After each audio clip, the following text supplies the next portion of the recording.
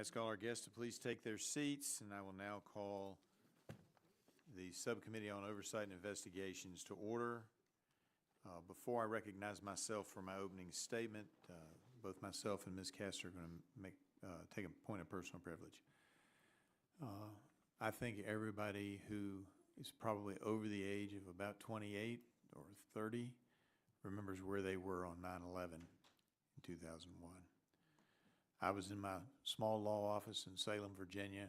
My bookkeeper was in to do some work on the books. She was watching television and called me in and said, "Oh my gosh, a plane just flew into the World Trade Center." Obviously, there was a lot of concern, a lot of questions when the second plane hit. We knew the United States of America was under attack. By the time the day was over, thousands of innocent citizens and first responders would be dead. We had heroism, whether it be on the plane that didn't hit the United States Capitol, whether it be at the Pentagon, or whether it be in the World Trade Centers. Heroism that this country should never forget. And so I wanted to start this meeting just making sure that we recall that we should never forget the sacrifices made by those on that day and the subsequent years trying to bring justice to the perpetrators who orchestrated and planned that attack. With that, I yield now to Ms. Castor for comments on 9/11. Thank you, Mr. Chairman. We will never forget the heroism of the first responders that day who flooded into the towers to save our fellow Americans. We'll never forget the terror inflicted upon this country and how we responded by coming together to stand up for freedom and respect for all who were the ultimate sacrifice here at home and abroad.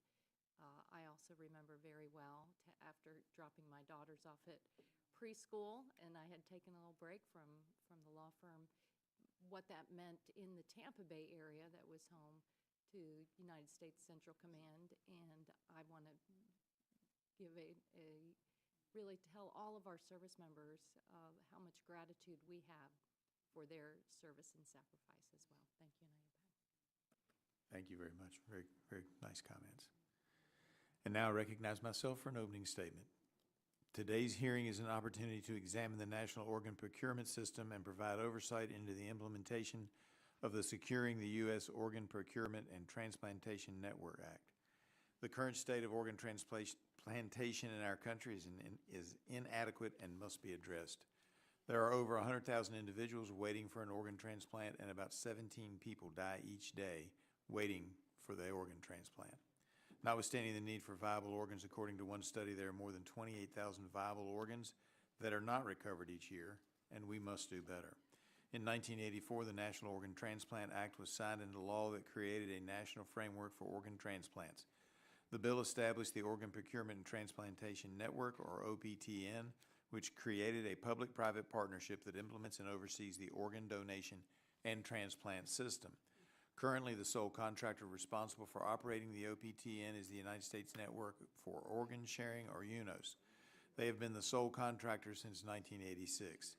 During the past 38 years, there have been a myriad of issues plaguing this organ transplant system. While UNOS has provided beneficial services to organ transplant patients, there have been many examples of them operating inefficiently. I believe this is largely due to them having a monopoly currently. Also, there are questions around potential conflicts of interest, for example, partially due to certain agency regulations. Some members of the UNOS board also sit on the board of the OPTN. And let me remind you, this is the oversight organization that is supposed to be overseeing UNOS. According to a Senate Finance Committee report, between 2010 and 2020, more than 1,100 complaints were filed by patients, families, transplant centers, and others regarding the organ transplant system. These inefficiencies are due to the lack of oversight and management of organ procurement organizations, or OPOs. OPOs are responsible for the procurement of organs for transplantation and are overseen by UNOS. There have been many reported cases of transportation failures, which has led to organs being unavailable or having to cancel transplant procedures. In 2018, there was a human heart left behind on a commercial airplane. Another mind-boggling story was in 2020 when a kidney was accidentally thrown in the trash by an OPO staff, causing it to be unusable. There are currently 56 OPOs operating in the U.S. The current system we have in place is a patchwork of OPOs that must rely on commercial couriers and airlines to transfer the organ. If we can track our Amazon order for socks every step of the way, we should be able to track something as valuable as human organs due to be transplanted to save a life. The lack of accountability must be addressed in creating a more stable and reliable system. There are other failures that show there needs to be an overhaul of how the organ transplant system operates. That is what spurred H.R. 2544, the Securing the U.S. Organ Procurement and Transplantation Network Act, led by Energy and Commerce members Dr. Bouchon and Ms. Kelly, that was signed into law in 2023 and was unanimously passed by this committee and both the House and the Senate. This bill allows for multiple entities to bid for certain contracts for functions such as logistics and health IT within the organ transplant network. This allows for companies with expertise in certain areas to competitively bid for contracts and end UNOS's monopoly over the organ transplant process. The bill also ensures accountability by having separate boards within the transplant system. Within Health and Human Services, we have the Health Resources and Services Administration, or HRSA, which houses the entire organ transplant system. They will now have the authority to modernize the organ transplant system. It is Congress's job to ensure that HRSA successfully implements this law so that the previous failures do not happen. Proper implementation is vital to saving lives. On top of modernizing the organ transplant system, HHS and Congress must be open to approving new and innovative solutions to help address the organ shortage we are facing. For example, in my district alone, we have a company that develops genetically modified organs from pigs that can be transplanted into humans.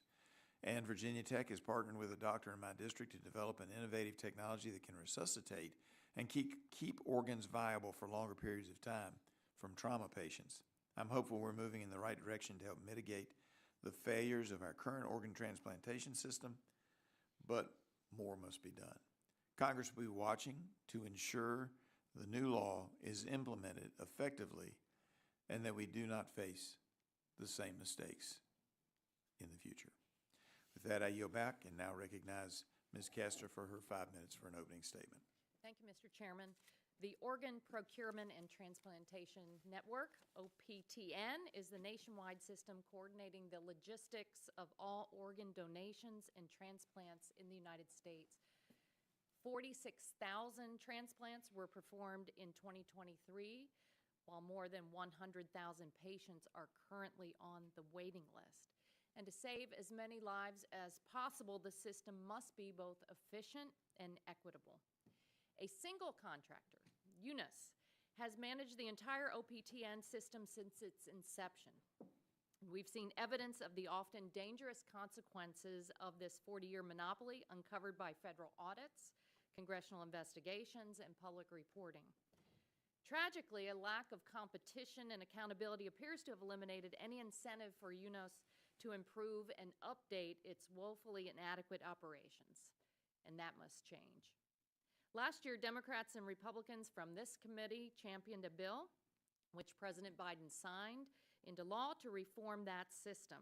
That new law requires a competitive contracting process for the separate components of OPTN, which will lead to competent contractors with appropriate expertise at every level.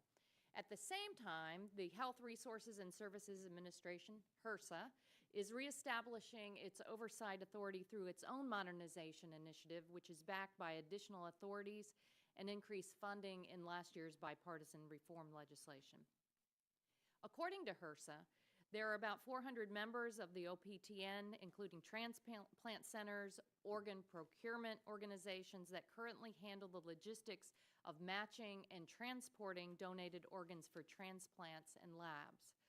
My Tampa Bay district is home to Tampa General Hospital, which is the 4th largest transplant center by volume in the nation. They serve some of our sickest neighbors and have successfully performed some of the most complex liver and kidney transplants in Florida, and they've done this for 50 years. They work hand in glove with LifeLink of Florida, an organ procurement organization serving West and Southwest Florida that has increased organ donors and transplants over the last 5 years. They are very interested in these reforms and are committed to the highest quality of care. Together, the OPTN members are responsible for coordinating the many intricate steps to procure donated organs and safely deliver them to a transplant center and a waiting patient. This complex process is vital to get right, and we need accountability at each stage. Earlier this year, we took another bipartisan step towards reforms by launching an ongoing committee investigation to examine several issues that have plagued the OPTN under UNOS's management, including outdated technology and cybersecurity systems, conflicts of interest interfering with policy, and dismissal or unwillingness to address patient safety concerns and improve equity of access to the system. We also have engaged with HRSA for updates on the status of reform implementation, how the agency was preparing to issue new OPTN contracts to correct past issues. I hope today's hearing is another constructive step forward as we hear from providers and patient advocates who can direct our focus on the specific areas of the OPTN where there are clear opportunities for positive change. Fundamentally, changing a nationwide program is no easy feat. HRSA's progress so far has been encouraging, but there is more to do. And it's important for Congress to remain vigilant as we monitor the ongoing changes. There are few issues that garner unanimous agreement in Congress these days, but reforming the OPTN has been one of them. Organ donors, recipients, and their families deserve a system that works in their best interest. So we must continue our bipartisan dedication toward that goal by supporting the agency with sufficient funding and exercising constructive oversight through the modernization. I'm glad we're continuing the bipartisan work with today's hearing. Thank you, Mr. Chairman. I yield back. Gentlelady yields back. Now recognize the gentlelady who is the chair of the full committee, Ms. Rogers, for her 5-minute opening statement. Thank you, Chair Griffith. Appreciate you holding this important hearing. We're here today because lives are on the line. Every day, 17 people die waiting for an organ transplant. Many more suffer through years of fear and uncertainty, not knowing if they will get the life-saving care they need in time. And surviving family members of those willing to donate their organs and tissue deserve to know that their loved ones' act of selflessness is put to good use.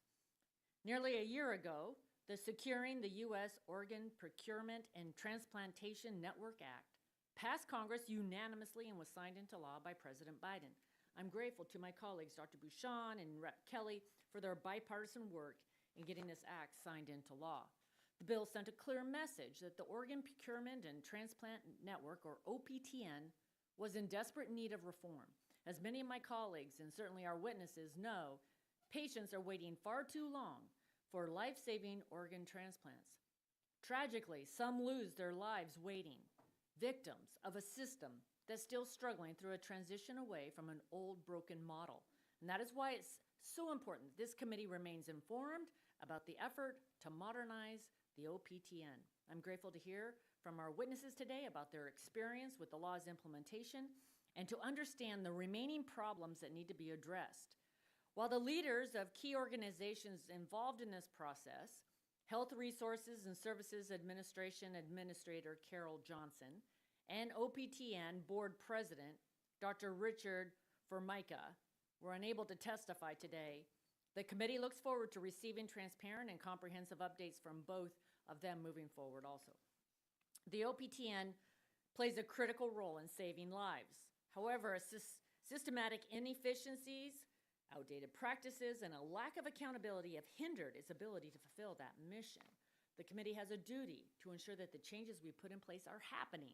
We need to know that conflicts of interest are being eliminated throughout the OPTN, and we need to know that the OPTN is managed in a way that puts patient safety and well-being first.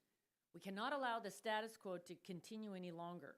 Changing the name of the governing bodies of the OPTN, but keeping the same individuals in place who failed to provide true oversight in the past is unacceptable. Their inefficiencies and the lack of accountability have cost people their lives. The American people deserve better, and we're here today seeking that on their behalf. I'm proud of the bipartisan work of this committee in passing the Securing the U.S. Organ Procurement and Transplantation Network Act, but it does not mean that our work is over.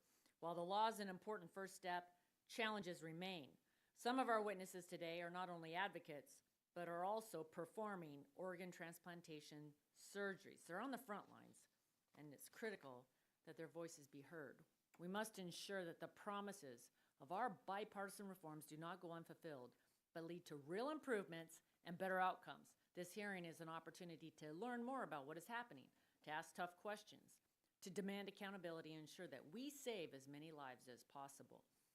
Past congressional hearings focused on the United Network for Organ Sharing as the sole contractor and manager of the OPTN. But that's not today's hearing. Today is about people. It's about patients waiting for an organ transplant, families who've lost loved ones, and the lives we can save if both Congress and HRSA get this implementation right. I'm committed to continuing to work in a bipartisan manner to modernize the OPTN, ensure transparency, hold people accountable, and ensure that every life-saving organ is used to its fullest potential. Again, thank you to all our witnesses for being here today. We look forward to your testimony, and I yield back. Gentlelady yields back. Now recognize the gentleman who is the ranking member, Mr. Pallone, for his 5 minutes for an opening statement. Sorry. Thank you, Mr. Chairman. I'm pleased that today's hearing gives us the opportunity to start assessing the progress that the Health Resources and Services Administration, or HRSA, is making implementing the bipartisan Securing the U.S. Organ Procurement and Transplantation Network Act since it became law last year. Now, that bill, led by our colleagues, Representative Bushon and Kelly, was passed unanimously in both the House and Senate. This overwhelming support demonstrates the broad bipartisan agreement that the OPTN needed to be reformed to work more effectively for the patients across the country who need and receive organ transplants every year. More than 100,000 Americans are on the national transplant waiting list, and tragically 6,000 Americans die each year waiting for a transplant. And this problem disproportionately affects people of color and people living in rural communities. For nearly 40 years, the OPTN has been wholly operated by a single contractor, the United Network for Organ Sharing, or UNOS, and this monopoly has made it very difficult to improve the system. It's pushed out potential competition and prevented innovation from other contractors who may be better suited to operate specific components of the OPTN. HRSA had begun some reforms to the system through its OPTN Modernization initiative, but it did not have all the authorities and resources required to give the system the complete overhaul that's needed.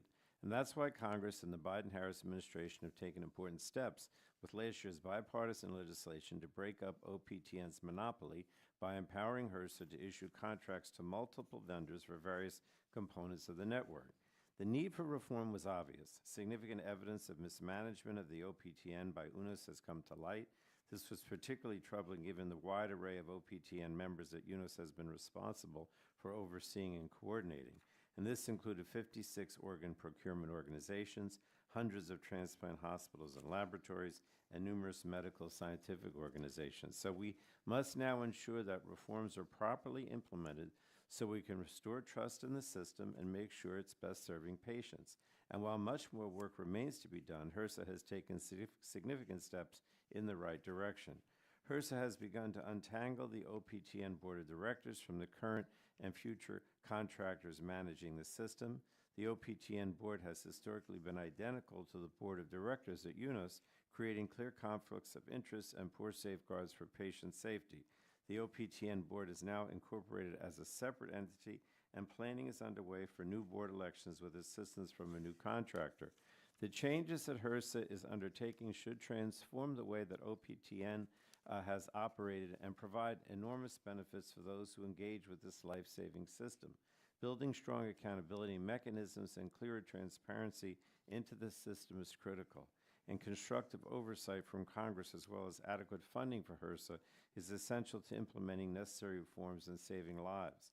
As part of our oversight efforts earlier this year, our committee began a bipartisan investigation demanding accountability from UNOS for reported incidents of mismanagement and looking forward by requesting details from HRSA on how the agency is approaching the OPTN reform. And this investigation is ongoing, and I hope that more information about what has gone wrong in the past provides lessons for building a stronger OPTN for the future. So I want to thank our witnesses for being here to provide perspectives on how to improve the OPTN and to push forward HRSA's modernization efforts. And with that, Mr. Chairman, thank you, and I yield back.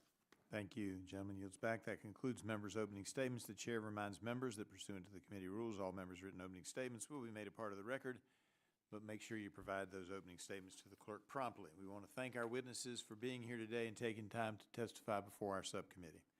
You will have the opportunity to give an opening statement followed by a round of questions from members. Today's witnesses are Greg Siegel, founder and CEO of Organize, Dr. Robert Cannon, Associate Professor of Surgery and Surgical Director for Liver Transplant, University of Alabama at Birmingham, Dr. Seth Karp, Surgeon-in-Chief, Vanderbilt University Medical Center, Dr. Jesse Roach, Senior Vice President of Government Relations, National Kidney Foundation. We appreciate you all being here today and look forward to hearing from you all. You all are aware that this subcommittee is holding an oversight hearing, and when doing so, it is the practice of this subcommittee to take testimony under oath. Do you have an objection to testifying under oath? Seeing that the witnesses have responded with no objection, we will proceed. The chair advises you further that you are entitled to be advised by counsel pursuant to House rules. Do any of you desire to be advised by counsel today during your testimony? Again, seeing none, if you would please rise if you can and raise your right hand.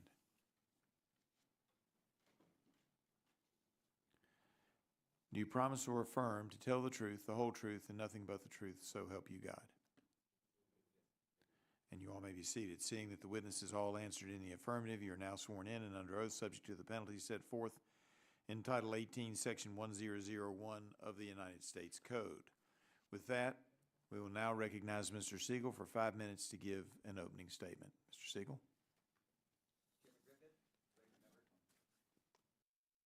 Chairman Griffith, Ranking Member Castor, and members of the committee, thank you for your oversight on this life and death issue.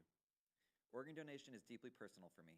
My father waited 5 years for a heart transplant, needing 3 open heart surgeries just to survive. He was literally in the car to see an end-of-life counselor when a heart finally became available for him. 9 months later, my aunt received a heart transplant as well, which is when we learned that we have a very rare genetic condition in our family that causes heart failure. A few years later, another of my aunts died in need of a heart, and I now have 2 younger siblings and 3 cousins who will very likely need heart transplants as well. To help families like mine, I founded Organize, a patient advocacy nonprofit which advocates for reforms to increase accountability in the organ donation system. And from 2015 to 2016, we served in a policy development role in the Department of Health and Human Services. It was then, during our time at HHS, that I became overwhelmed with whistleblower allegations of widespread abuse within the OPTN, including credible allegations of rampant Medicare fraud, including OPO executives joyriding on taxpayer-funded private jets intended for the transport of organs, of unsafe patient care, including the hastening of death with fentanyl and the falsification of medical records, the harvesting of organs from patients who whistleblowers believe would otherwise have survived, the preferencing of white, wealthy, and famous people on the organ transplant waiting list, of kickback schemes between OPO executives and tissue processors, aviation companies, and medical device companies, of OPO executives directing staff to deprioritize care for Black patients, often using derogatory language that I will not repeat here or elsewhere, and OPTN leaders attempting to solicit bribes from other OPTN members in exchange for inappropriately clearing them of any wrongdoing in patient safety investigations. To be clear, while I have found these allegations credible and in some cases have received extensive supporting documentation, I am not an oversight body and I do not have the capacity to fully investigate these claims myself, though I sincerely hope that this committee will do so. But these whistleblowers all told me the same thing, that they were reaching out to me rather than to the OPTN because they had absolutely no faith in the OPTN process, that their complaints would just get buried, and that they would suffer career-ending retaliation simply for raising these issues in the first place. So I instead began referring whistleblowers to congressional oversight bodies and, as appropriate, to law enforcement. And that's when industry interests came after me.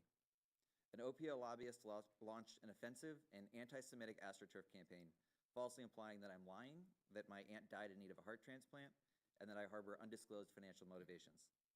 These allegations are categorically false, but that still did not stop Dr. Rich Formica, now the OPTN president, from sharing this AstroTurf campaign in a national op-ed, which is when things became even worse. Friends at OPOs began to tell me that their colleagues would openly brag about their intentions to purposely mismanage my care, to quote, dismember me, and to quote, make me unrecognizable to my own mother. I've even been told that if I don't stop my advocacy, that my brother and sister will never get transplants.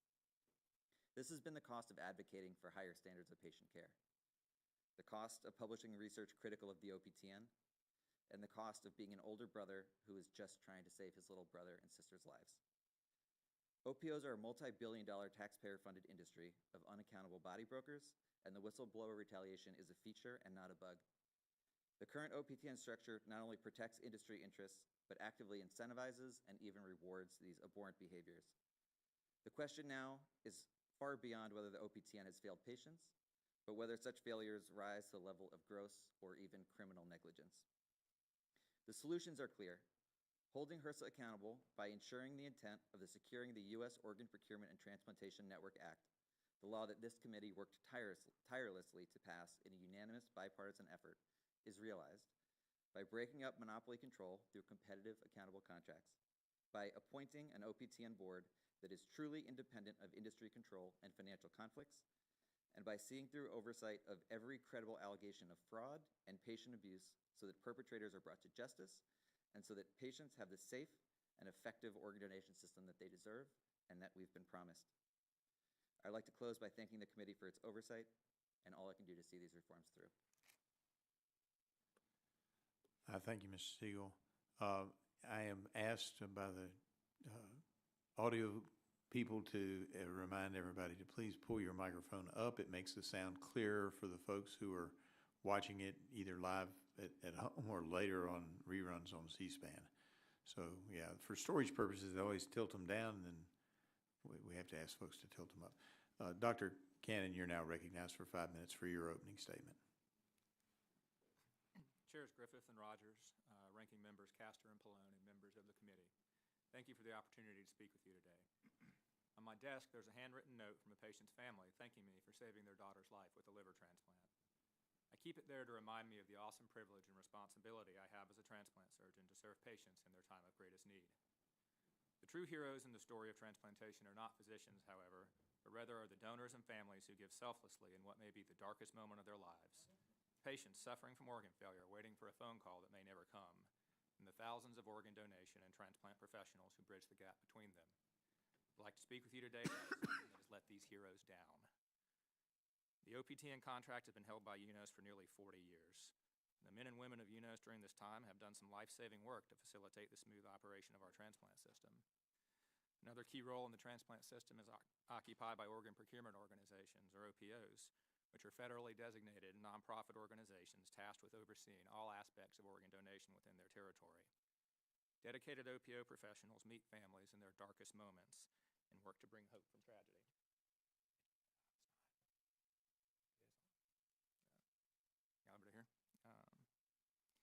Dedicated OPO professionals meet families in their darkest moments and work to bring hope from tragedy.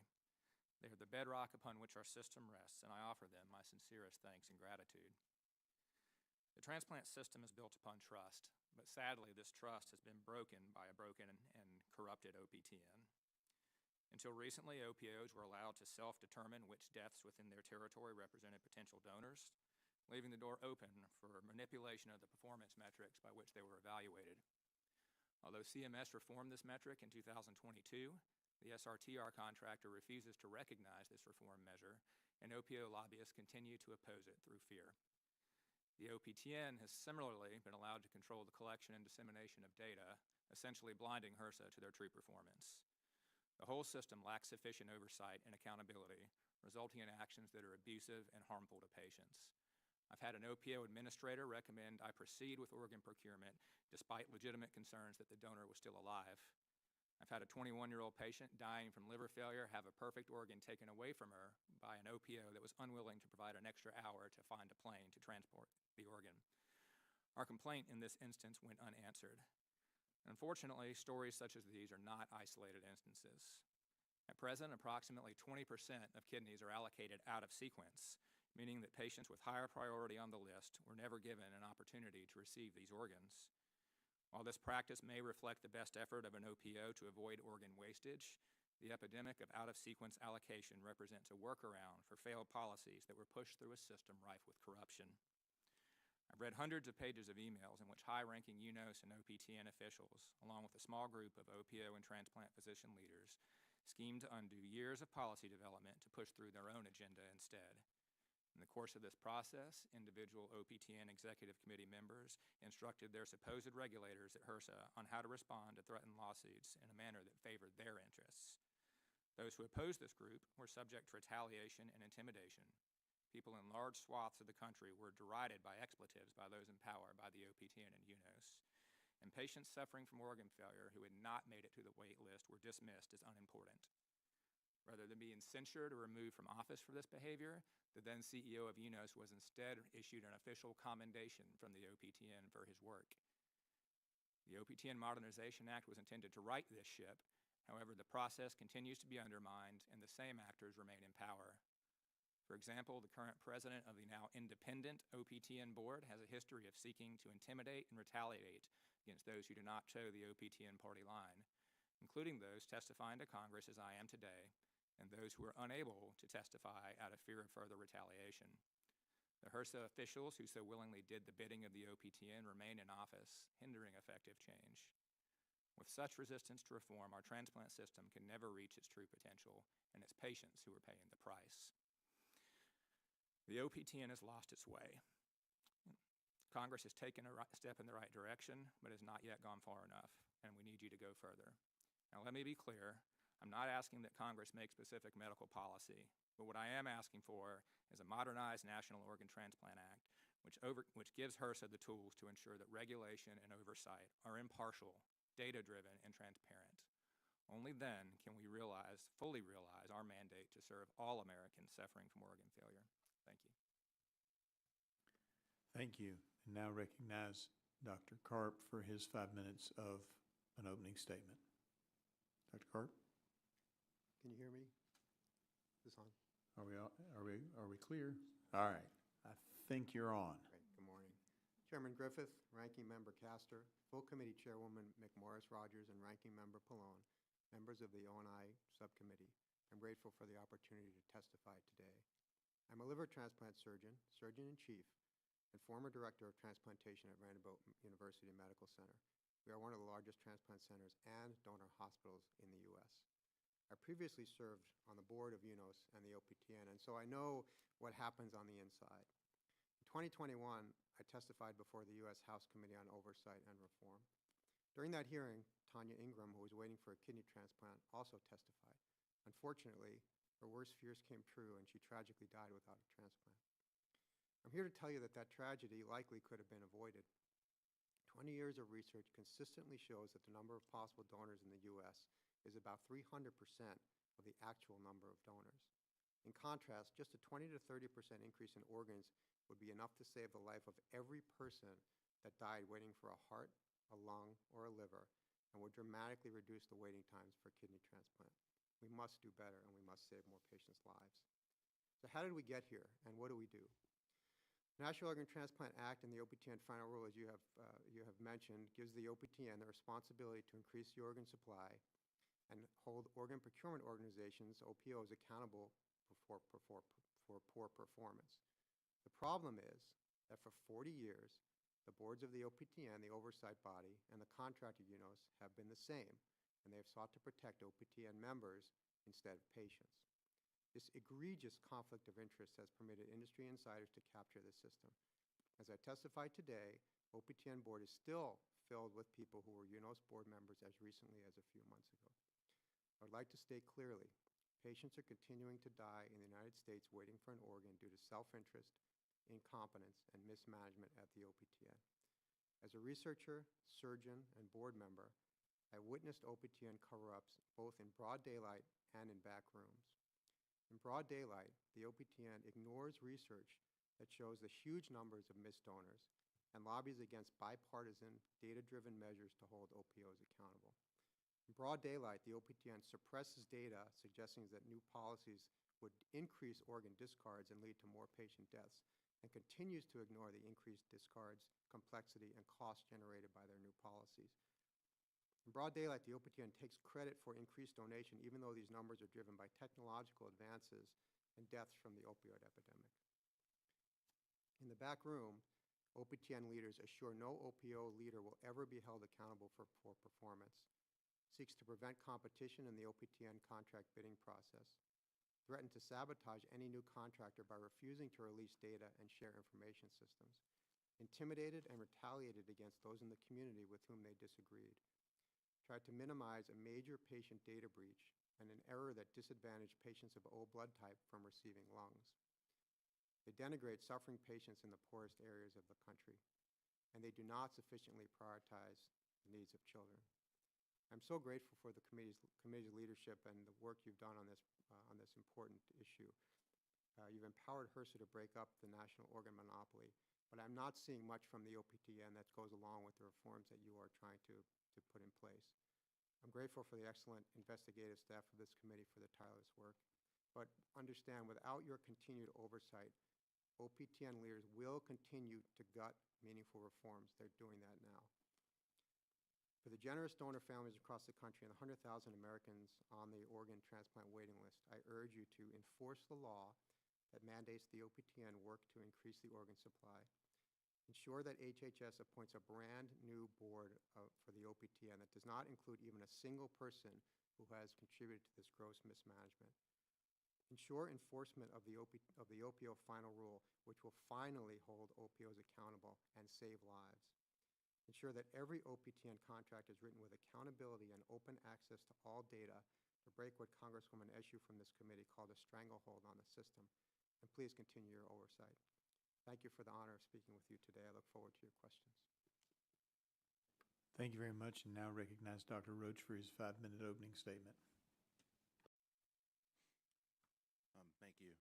Chair McMorris-Rogers, Chair Griffith, Ranking Member Pallone, Ranking Member Castor, and distinguished members of the committee, thank you for the opportunity to testify today on behalf of the National Kidney Foundation and patients with kidney disease. I'm Dr. Jesse Roach, and in addition to leading the Government Relations Department at the National Kidney Foundation, I'm a nephrologist who has worked with many adult and pediatric patients in kidney failure and throughout their transplant process. I am grateful to be here today to speak on behalf of the over 800,000 people living with kidney failure and the nearly 90,000 people in the kidney transplant waitlist. These patients who wake up every day hoping for a life-saving transplant are the reason we are all here today. The passage of this act brought hope to these patients and their families. It promised a more equitable, transparent, and patient-centric organ donation and transplant system. Today, we are beginning to see that promise materialize, but there's still much work to be done to truly meet the needs of those waiting for another chance at life. HRSA's OPTN Modernization Initiative is a comprehensive effort to address long-standing challenges in our organ donation and transplant system. For patients, this initiative represents potential for shorter wait times, better matched organs, and ultimately more lives saved. We commend Congress and HRSA for taking on this ambitious project and for the progress made thus far. While progress has been made, we remain concerned about the lack of transparency, patient focus, and equity in the organ transplant system, and are deeply troubled by the increasing number of kidneys that are thrown away each year. 1 in 4 recovered kidneys are not transplanted, and in 2023, there were 8,574 kidneys recovered with the intent to transplant, but that were later discarded. That comes out to about 23 kidneys wasted per day. At the same time, an average of 12 people die each day waiting for a kidney transplant. This is a system failure and it's completely unacceptable. To further strengthen the implementation of the Act and directly benefit patients, we recommend that HRSA's request for proposals in the final OPTN contract include provisions that 1, explicitly state how vendors and HRSA itself will be held accountable for maximizing every organ donation and transplantation opportunity. Every unused organ represents a lost chance at life for a waiting patient. 2, mandate regular, easy-to-understand reporting to patients on organ offers and declines made on their behalf. This transparency will empower patients to make informed decisions about their care and give them a clearer understanding of their status on the wait list. 3, require collection and public reporting of the data on the pre-waitlisting experience. For many patients, the journey to the wait list is fraught with obstacles. Understanding referral rates, evaluation timelines, and living donor processes can help identify and address disparities in access to transplantation. This data can also be used to ensure that all patients are treated fairly and equitably. Further, we would like to highlight a few areas where continued focus is needed to better serve patients. We need a diverse and independent OPTN board that includes strong patient representation, bringing the lived experiences of those on the wait list to the decision-making table. While institutional continuity is a valuable asset, this system has been run by a small group of the same people for many years, and it is time that a different and broader set of stakeholders have a space at that table. 2, enhanced oversight of OPTN committees is essential. Many policy decisions are made at the committee level, but it has traditionally been an opaque process. HRSA needs to have and use its oversight powers to ensure that decisions are made in a timely, transparent, and patient-centric manner. HRSA itself needs to ensure that decisions are made in a timely, transparent, and patient-centric manner. We must ensure that patient voices are heard and their needs prioritized in all policy decisions. While we understand the need for a smooth transition, we urge HRSA to act with urgency in implementing reforms. Every day of delay means a lost opportunity for a patient waiting for a transplant. Time truly is of the essence. And finally, in keeping with the need for transparency and accountability, a robust system for addressing whistleblower complaints at both the OPTN and HRSA levels is crucial to promote patient centricity and maintain trust in the system. We believe regular, transparent updates to Congress, stakeholders, and most importantly, patients on the progress of enhancing organ donation and transplantation would give hope to waiting patients and families, showing them that real change is happening. This communication should be made available to the widest possible audience. In conclusion, we are encouraged by the steps taken thus far in implementing the Securing UPS OPTN Act. We must focus squarely on the patients. For too long, the system has prioritized the stakeholders and the institutions at the top. Every policy decision, every system upgrade, and every new procedure must be evaluated based on its impact on those waiting for a transplant. HRSA's efforts to modernize our organ donation and transplantation system are commendable, and we are cautiously optimistic about the positive impact these changes will have on patients' lives. However, for those on the wait list, optimism isn't enough. They need action, they need results, and they need them now. Thank you for your time and critical attention to this critical issue. On behalf of the patients we serve, I welcome any questions you may have. Thank you. I thank you all for your testimony. We'll now move into the question and answer portion of the hearing, and I will begin the questioning and recognize myself for 5 minutes of questioning. Dr. Karp, and I'm going to ask this of both you and Dr. Cannon and Mr. Siegel. You mentioned our committee staff and the work they were doing, and of course oversight is important. And it has come to the committee's recent attention that there have been allegations of prospective organ donors, patients, waking up on the way to the operating room where their organs are expected to be removed, and yet they're still not brain dead or still alive. Can you expand on that? Can you tell me, we'll start with you, Dr. Karp, but have you had an experience where this information was brought to your attention? And I ask the three of you because each of you mentioned it in one form or another, either in your opening statement or in your written testimony. I'm not aware of this particular case. Yeah, Mike.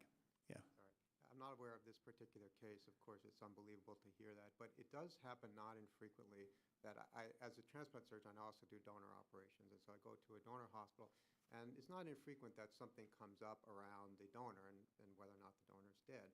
And the problem is that we've got 40 years where there has been no oversight at all of the OPOs, and so what that has led to is poor education, poor standard of practice, poorly trained people. And so in a situation like that, you need to know what to do, and people don't know what to do in that situation. Unfortunately, they haven't been trained properly, and those types of problems could lead to something that you have described. All right. Dr. Cannon. I've experienced this myself, unfortunately, as a donor surgeon. We went on a procurement. Donor had been declared brain dead. We were actually in the midst of the operation when the anesthetist at the head of the table said they thought the patient breathed, which would essentially negate the declaration of brain death. And what Dr. Karp said, no one really knew what to do. The staff on the ground called their administrator, whose recommendation was, oh, I think this is just a brainstem reflex. We recommend you proceed, which of course would have been murder if we had done so. So yes, we closed the patient, we got out of Dodge, and we wanted nothing to do with it. So these things happen. I think. Did the patient survive? The patient was ultimately declared later, and they called us 2 days later, and of course, we wanted nothing to do with that because we couldn't trust the process. Every transplant surgeon's probably got a story of themselves or a colleague who's had something like this. And I assume that did not happen in the state of Kentucky? Did not, no, sir. Thanks. Mr. Siegel? Yes, sir. I receive allegations like this with fairly alarming regularity. As I testified in my opening statements, when I receive these, I'm not an oversight body. I don't investigate these fully myself, but I connect them with appropriate bodies, including this committee. And I sincerely hope if your committee has found these allegations credible, that there'll be opportunities to refer some of these cases to law enforcement. And certainly I would appreciate the opportunity to work with this committee on solutions to ensure that the system is safe for patients. What I will say, which I think is the biggest statement on the safety of the system, is I know many organ procurement organization coordinators who are no longer registered organ donors themselves because of what they have seen out in the field. And I've referenced a minute ago the state of Kentucky. It's my understanding that perhaps you've had conversations with the Attorney General of the state of Kentucky about a situation there involving somebody who was declared brain dead and turned out they were not. Is that accurate? Yes, sir. And there's documentation, the medical documentation, that they were found to be brain dead, but then they apparently woke up. And can you tell us a little bit more about what you've heard on that? I understand you didn't do the full investigation, but you're working with the state of Kentucky, the Commonwealth of Kentucky on that. Is that correct?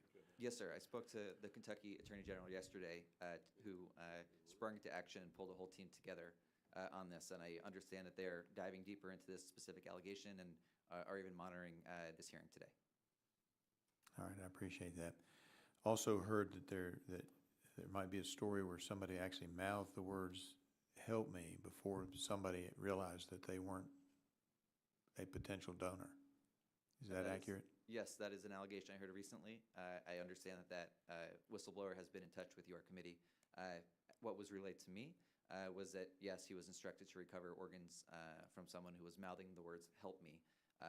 Decided not to proceed, and the person ended up surviving. And you're not stating that as a matter of fact. You're stating it as an allegation that's been brought to you, that you brought to our attention. Is that correct? Yes, that's correct. That's what I understood. I've also heard allegations that in some cases there may be some medical personnel who don't put down the full story on the paperwork so that it appears to be a classic heart attack, where it might actually be an opioid overdose. Is that accurate?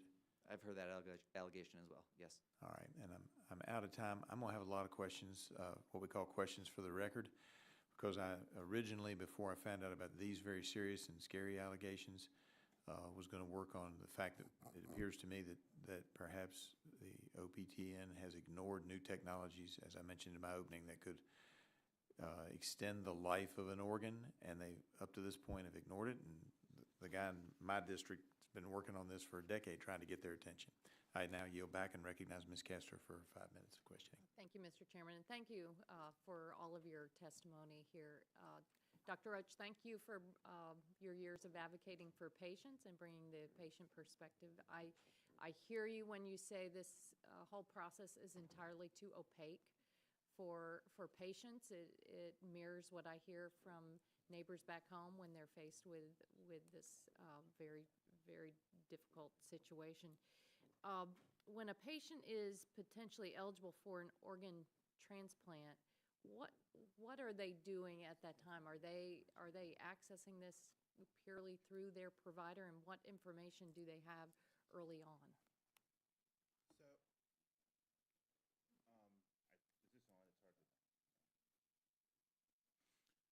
So when a patient is going through the transplant process, they're referred by their individual doctor to a transplant center who then evaluates them. They're hopefully then put on a wait list or works with them to get things done that can get them on a wait list. During the time that they're on the wait list, one of the things that we would like to see that isn't happening is that patients, if a patient is declined offers, if a patient is, sometimes patients don't even know that they've been removed from the wait list. We think it's important that when patients are on the wait list, that their process is fully transparent, that they're aware of what's going on with them, and we're aware of their status on the wait list. Thank you. Are they able to access that information through the transplantation network, or they have to go through their provider at all times? And I mean, usually they have to go through their provider. There's no way for them to independently access that information for most centers. But I imagine that's particularly difficult for a lot of folks. It's hard just to make an appointment with a doctor these days. How is the average person really supposed to understand where they are on a wait list and the timing and potential and the uncertainties of it all? So a lot of times they don't. A lot of times some patients are not aware of where they are. There have been steps that have been taken according to some models that have been put out to try and increase that transparency and increase the number of notifications that they're getting. It increases burden on the transplant centers, but I think it's for something that is potentially worth it to have patients be aware of where they are in this process. And then I imagine it's even worse if you're depending on your social determinants, your socioeconomic status, disparities. How do you see fixes in the reform legislation and what HRSA is doing that will tackle that problem too? Well, I think having more transparent data, I think making the data available, I think making the data transparent, I think more communication with patients so that you can understand where the patients are coming from and what their lives are actually looking like, and come up with shared decision-making with the patients. Do you want to be more aggressive with what type of organs you accept? Am I having offers that aren't just spurring more conversations with their doctors? And I think that also the data can help us see certain groups of patients aren't getting transplanted, aren't getting referred, aren't making it to the wait list at higher levels as other populations. And so I think having more data and being more transparent, I think, would help with that as well. In fact, Dr. Karp, you've published research on the need for better data and how improvements in that area will help boost organ donation and procurement. Where in the OPTN system are the greatest needs for the improvements in data collection and reporting and reforms here? I think by far the need is to identify the underperforming OPOs, understand why they are underperforming, and address that directly. We published just about a year ago that there are large hospitals in the United States that don't have any donors. The VA system has less than 10 donors a year. That's just crazy, and that needs to be addressed. And if you had the data, you could identify hospitals in the VA system and say, why haven't you had any donors for the last 20 years? And then you go into those hospitals and you fix it. It's not rocket science. Why doesn't the VA do that? That's a good question. I don't know that I know the answer to that, but a colleague of mine, Ray Lynch, is looking into that and has got some really good ideas around that. And that's something that I think will get better. Is there information that the OPTN and federal agencies should be collecting that will enhance their oversight capacity? Absolutely. So you need to start at the beginning. For a patient comes in with a likelihood of dying, that needs to be reported. The information that goes from the hospital to the OPO needs to be reported. The response of the OPO to that information all needs to be reported. If you had that, you basically have the map, and then you just go to the place where there's a problem. But we don't have that, and that's the tragedy. Thank you very much. I yield back. Thank you. Now I recognize the chairwoman of the Energy and Commerce Committee, Ms. McMorris-Rogers. Thank you, Madam Chair. Right now, more than 100,000 Americans, including more than 1,500 in my home state of Washington, are on the organ waiting list. As I mentioned in my opening statement, transitions like this can be challenging, but I remain committed to ensuring the success of the OPTN Modernization Initiative. Mr. Siegel, given your experience, would you briefly share your view as to why, after decades, we continue to experience these long waiting lists? And just, if you could do it briefly, because I do have some other questions. Absolutely. I'm just Yep. going to build on Dr. Karp's Okay, great. answer, is that there's never been any accountability for OPOs. More than 95% of Americans support organ donation. That actually pulls higher than puppies and ice cream. And yet the OPTN's own research has found that OPOs only recover organs from 1 out of 5 potential donors. They are monopolies, and they've never had any enforceable regulations, and their performance has greatly suffered. Thank you. Dr. Karp, Dr. Cannon, do you have anything to add? I agree with. Mm-hmm. I do too. Okay. Dr. Karp, given your experience on executive committees like the Membership and Professional Standards Committee, MPSC, can you speak to the mechanisms that currently exist to hold the OPTN accountable? And do you have examples of the system working or falling short? And additionally, how would you envision a well-functioning MPSC? Oh, yeah. I don't know the mechanism by which we hold the entities accountable, and I was on the MPSC for 2 years. The problem is that a lot of it gets buried before it even gets seen, and when I would hear about things peripherally and say, hey, I just heard about this, why didn't it come to the committee? I would be told, oh, we just took care of that, or we have to protect the identity of the center, neither of which made any sense, because we were the oversight body, and we were the ones that were supposed to be deciding what should happen, and it never got to us, it never got to me. Okay. Thank you. A couple of weeks ago, on August 29th, HRSA announced that for the first time in its 40-year history of the OPTN Board of Directors, the governing board that develops national organ allocation policy, is now separately incorporated, independent from the board of a longtime OPTN contractor, UNOS. HRSA has awarded an OPTN board support contract to American Institutes for Research to support the newly incorporated OPTN Board of Directors. I'd like to hear each of your thoughts on this development. I'll just start with Mr. Siegel and move down. In theory, it's a good thing that the board has been separated. In practice, what has happened is every current member of the OPTN board either is a legacy UNOS board member or was selected to be an OPTN board member by UNOS. So I think it's important to recognize there can be structural conflicts, and HRSA has taken a step towards mitigating those, but people have conflicts as well, and the entire current composition of the OPTN board is people that were selected by UNOS. Thank you. Dr. Cannon? I agree with Mr. Siegel. It's the same industry insiders who continue to run and be on these boards. We've sort of failed to elect the right board members, and I'd suggest it'd be better if independent and highly vetted individuals are appointed with strict conflict of interest oversight. Thank you.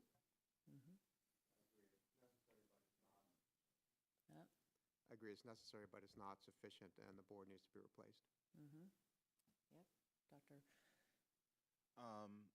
I'm not going to comment on specific members or conflicts, but I do think that the current board hasn't met the needs of patients, and so I think there needs to be different representation. Thank you. Thank you. Well, I really appreciate you all being here and sharing your insights. So we're going to stay committed to getting this oversight accomplished and getting us back on track. I yield back.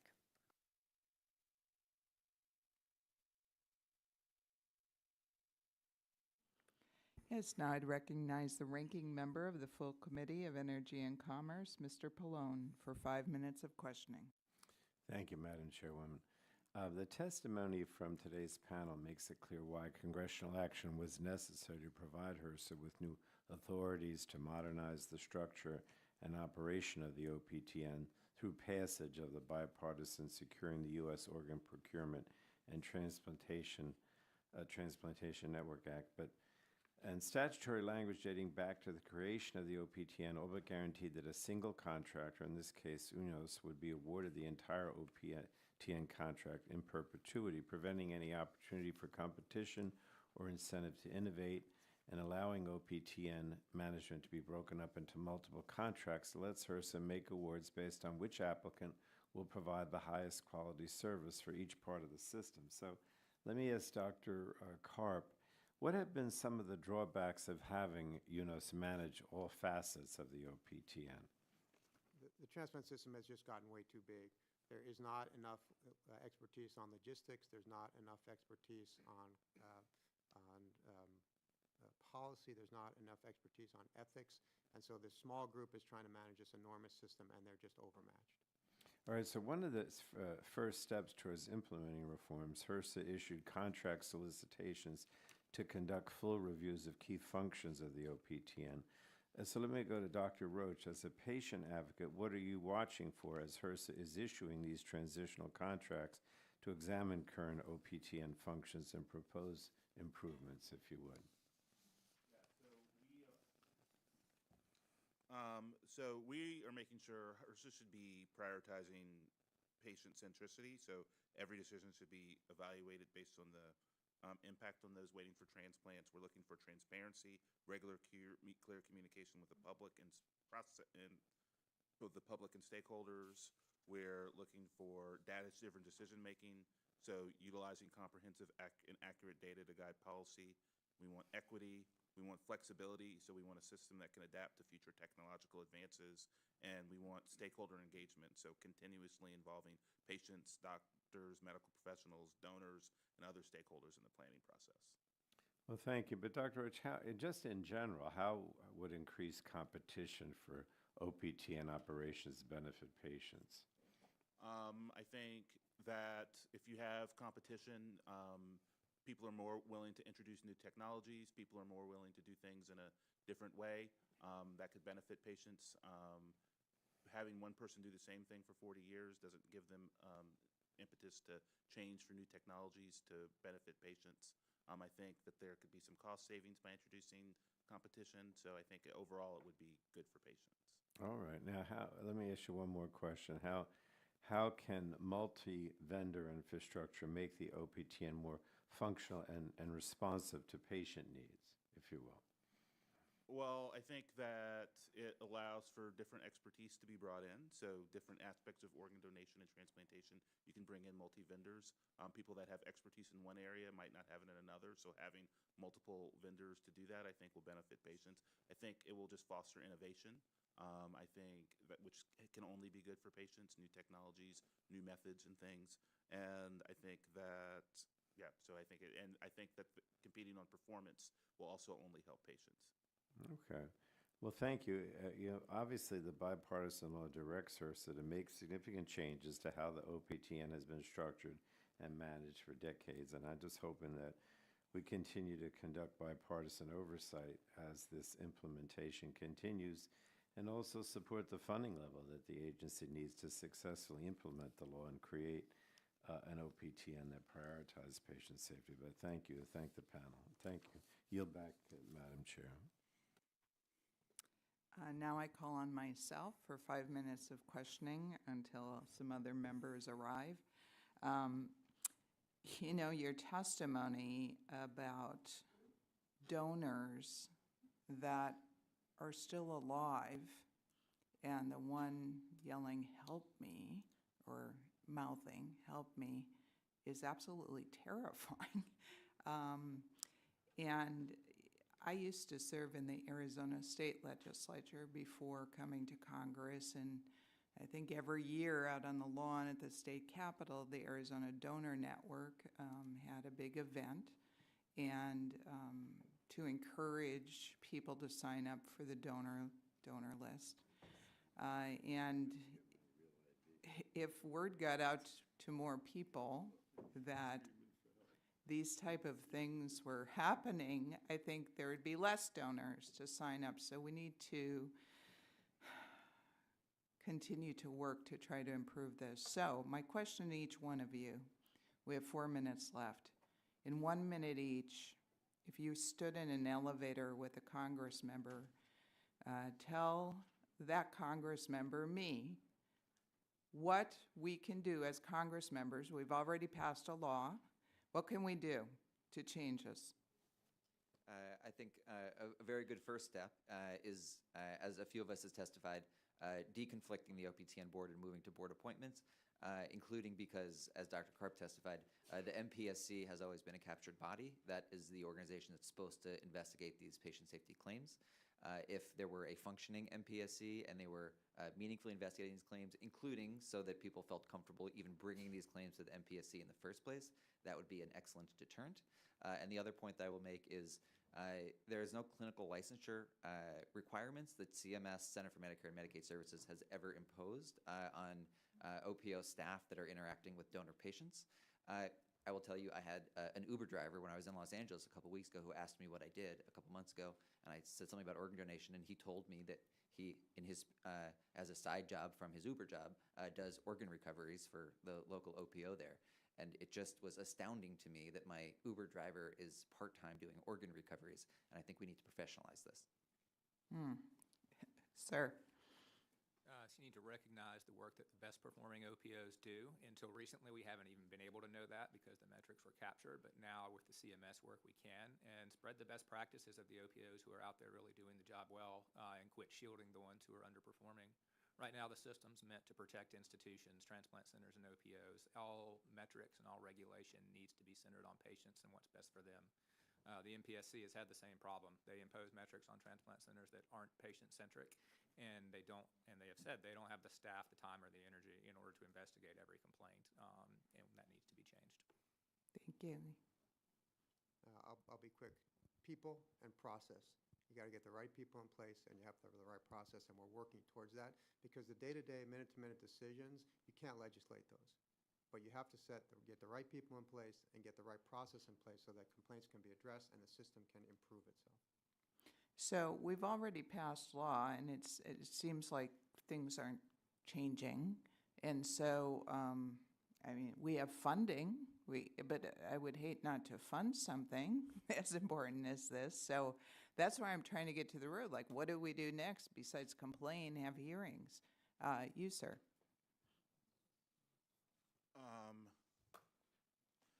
So yeah, I would just continue to put pressure on both CMS and HRSA actually to hold the OPOs, OPTN accountable, make sure their data is being published, everything is transparent. I feel like transparency is very important for this so that our patients and everyone else can see what's going on. And I think continued pressure, and also just make sure that they have the funding to have their oversight and continue to be able to hold these organizations accountable. Thank you, all of you. This is very interesting, and I'm kind of thinking like, well, we need to publicize it, but we kind of don't want to publicize it because then we'd hurt the number of people that are actually going to donate their organs. So we're kind of this is a problem, and I thank you for being here and testifying. And with that, I yield back.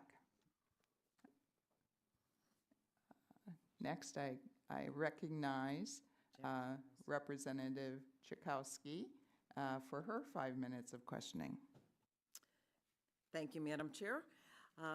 So in Illinois, my state, approximately 28 people die every month who are waiting for an organ transplant. And nearly 4,000 people are on a waiting list in Illinois. And this is a real problem right now for so many people. I'm really glad that the Congress actually took action and passed some legislation that I understand is really just now going into effect and being implemented. And one of the major changes has been to create an independent board of directors. So I wanted to ask Dr. Cannon, how do you anticipate that this change is going to at least begin to make the kind of changes that we need? Right now, it's not, because we have the same people in the board. You have, as Dr. Karp said, you have to have the right people in, and you have to have oversight. HRSA needs to do their job and tell the OPTN to do theirs. So we need to start with appointed board members who are patient-centric and do not have significant conflicts of interest, and then the act can start to do its job. So none of this has happened right now. We passed a law, and so far there is no change in the personnel? As Mr. Siegel noted, no ma'am, much of the independent OPTN board has previously served in the UNOS and Oversight board. The So what would you recommend that we be doing now to move things along? We need to be appointing truly independent board members to both the OPTN and the contractor. Okay, well, we better get going on this. I want to ask Dr., what is it, Karp? A question? Where are you? Okay, there you are. I know that 80% of organ transplants patients are in urban areas. And I wanted to ask you, what are we doing to make sure that we can reach people outside of the urban areas and make sure that they become eligible and get treated? Yeah, it's such an important question, and it's something that I wrestle with on a regular basis. We had a transplant center in the eastern part of Tennessee that closed, served a rural population, and that population is highly disserved. And so this has to be part of the national policy, that we need to have these smaller centers. We need to keep them open. We need to understand that they're just honestly not going to be able to give the same degree of care potentially as a major urban center, but they're very important and they need to stay open. And that's something that really the OPTN and UNOS hasn't given any thought to, honestly, and it's very upsetting. We need to work on that. Thank you. Mr. Siegel, I have a question for you. What has OPTN done to protect the privacy of the patients? There was a big breach that happened last year. And there were how many thousand, 1.2 million patients had their information was released. So what can we do? Sure. Thank you for the question, and I'll add a little bit of context to what this information is. It includes Social Security numbers, your sexual history, your mental health history. This is about as sensitive data as you could possibly imagine. UNOS has been in place as the contractor overseeing this since 1986. There was a United States Digital Service report that was published in 2021 that found enormous deficiencies in UNOS's technology, so much so that the Senate Finance Committee actually wrote to the Biden administration urging them to address this as a matter of national security. And I think the problem is that not only is UNOS, by virtue of their monopoly status, never had to get better or do better, they just aren't the provider to do it, but they have lobbied aggressively against the reforms that would enable competition.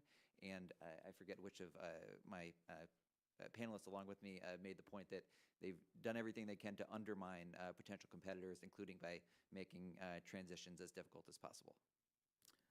Okay, we have a lot of work to do. And with that, I yield back.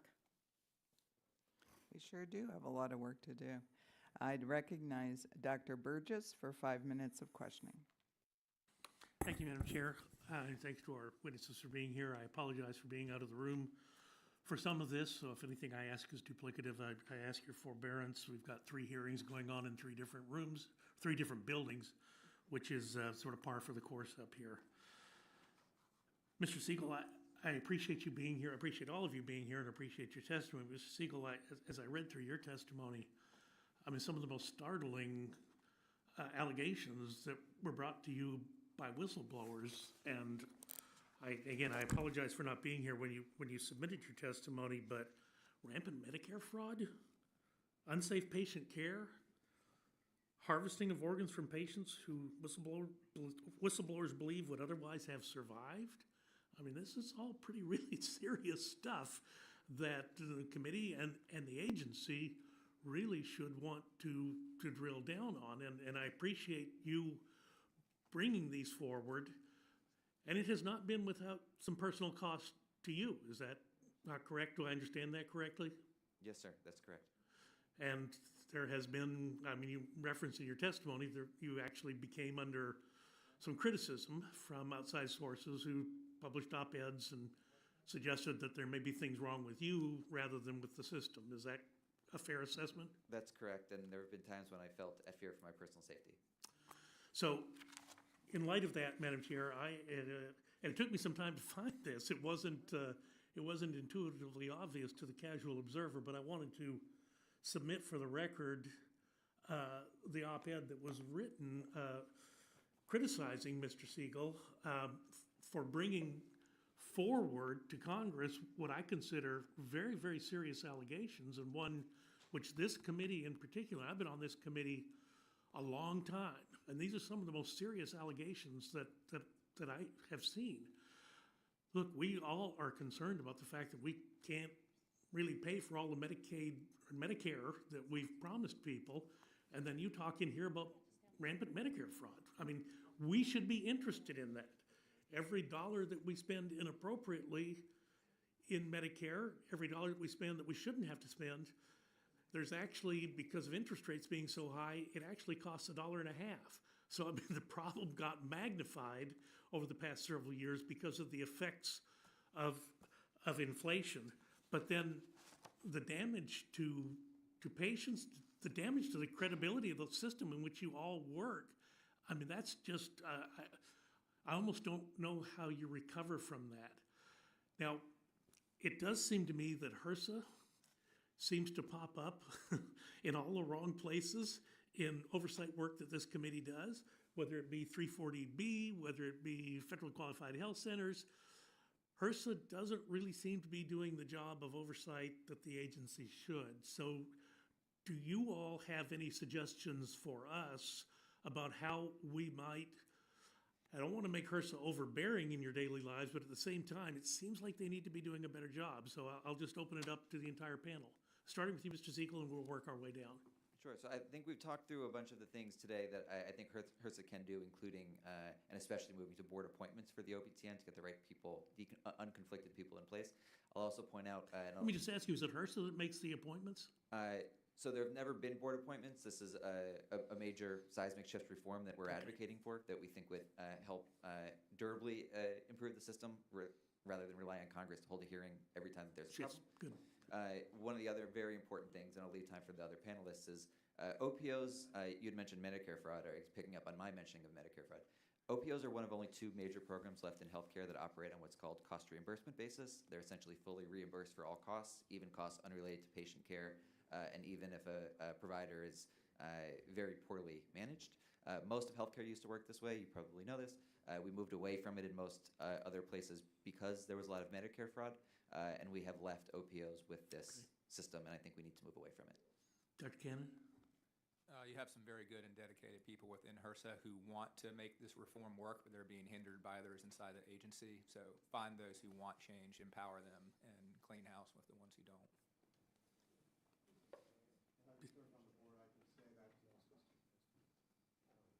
Having served on the board, I can say that my feeling was always that HRSA was just overmatched. You have 40 board members, you have a multi-million-dollar organization basically dictating to 1 or 2 regulators what the policy should be, and they were just overwhelmed. I see. Mr. Roach, Dr. Roach? And I'd just say quickly, I agree with everything they said. There's dedicated people in HRSA. Make sure we support them, give them the oversight, and also just transparency. That's one of the things that we want for our patients. All right, well, it's just criminal that organs are not being used when the waiting lists are so long, and then we all know that lives are lost. So thank you, Madam Chair. I'll yield back. Yes, and without objection, your article will be recorded. Now I call on Mr. Tonka for 5 minutes of questioning. Thank you, Madam Chair, and thank you to the witnesses for being here today.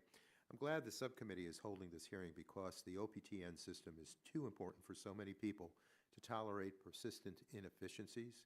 For many, it is a matter of life and death. The transplant waiting list has more than 100,000 patients, and studies show that the number of available organs is likely much higher than the number procured for transplant. One of my constituents, Keith Plummer from Saratoga Springs, New York, shared this, and I quote, "There's nothing more disheartening than to be called for a transplant and have it canceled due to complications." We went through this 3 times. When UNOS changed boundaries for centers to draw organs, this dropped me from top 3 on the list down to 180 to 200. This drop translated into adding about 4 years to my wait list time. That is when my daughter stepped in and we did the paired exchange to get me a kidney. Under the old system, we lost about 20% of the kidneys harvested, but with the changes, that number appears to be dropping. With the new system, patients have much more transparency as to how the list works and where they stand on it. These are little things, but so important when waiting for the gift of life. So, Dr. Karp, what are the major challenges to procuring enough organs to meet the needs of transplant-eligible patients, and how can we begin to address some of those given challenges? There are two major issues. One is the performance of the organ procurement organizations, and as we know, as you have quoted the research, there are many more organs out there. We need to find them. We need to hold the OPOs accountable for getting them. The other piece is on the discards. And so the discards are tricky because I don't want a regulator getting in, somebody other than a physician getting involved in that very personal decision between the doctor and the patient about whether or not to accept an organ. But there are centers who routinely will use organs that are, let's say, have higher risk, and those centers need to be preferentially offered those kidneys. Right now, there's a list of 100 centers every time there's a kidney available, and the OPOs have to go through every one of those centers to get a decline, knowing that most of those centers would never use a kidney like this. And so the efficiency in the system is something that needs to be addressed, and we know how to do that. We just have to do it. Mm-hmm. And Dr. Karp, how could more timely and better information for healthcare providers and patients minimize inefficiencies or waste in the system? I can tell you just about a month ago, I had accepted a liver from Chicago and was told the organ was going to get there at a certain time, and I'm waiting and waiting, and the organ doesn't show up. And I call up, and they say, well, the courier never showed up. I said, well, what are we going to do now? Oh, we'll find a new courier. That was 3 hours later. So, as I think it was mentioned by maybe by Ms. Castor, that we can find out where our socks are, but we don't know where our kidneys are. That's crazy. Mm. Okay, and I thank you for the answer. I'm also interested in how communication and coordination with patients can be improved. So, Dr. Roach, what do you hear about patients' typical experiences trying to access information about their health care from the OPTN network? I mean, I think that there's very little communication between the networks and the actual patients. Like I said before, patients have organs declined on their behalf. They have no idea that that's happening. And I just think that more transparency would allow for a better conversation between a physician and a patient. They could talk about what types of organs they're willing to look at. They can go maybe look at other centers. And I just think that the transparency is so important to having honest communication between a physician and the patient. And then also, I just think that we just need to make sure that, yes, we want efficiency in the system to make sure that organs are getting transplanted, but we want to make sure that we also just monitor that to make sure that certain types of patients aren't being disadvantaged by taking allocations out of sequence in order to increase efficiency. We definitely want more organs transplanted, but we just want to make sure that it's done in a transparent manner and that there's data on the types of people that are getting transplanted. Well, I understand it's difficult for many to navigate the current organ transplantation system, especially those who are suffering from organ failure.